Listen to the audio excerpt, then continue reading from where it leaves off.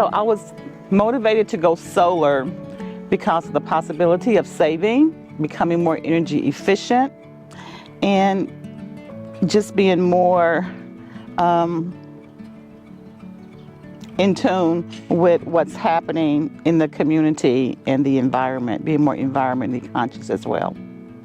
I became involved in the solar project through INHP, which is in the neighborhood. The program did help with the cost because of the initiative at the time, being involved in the co-op. There were no expense on my end to get started.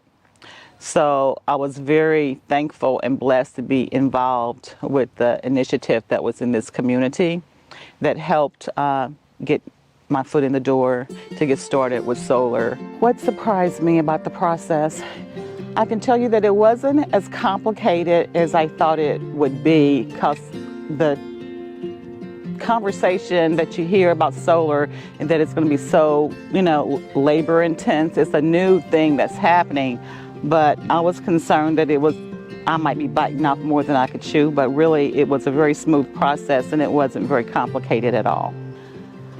I would say the panels have affected our bill because this property is quite large and we were sending a lot of money to AES for usage, but that has taken a certain percentage off, and with the prices going up, I think it was a good call to go solar. People ask questions and they're interested in how solar works, so it's a big audience out there that wants information.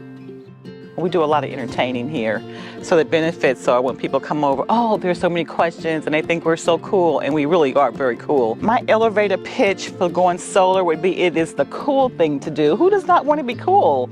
Who does not want to talk about the newest thing? And solar really isn't the newest thing, but pulling people in, getting people involved and on the same page is the newest thing. And there's nothing more better than helping the environment.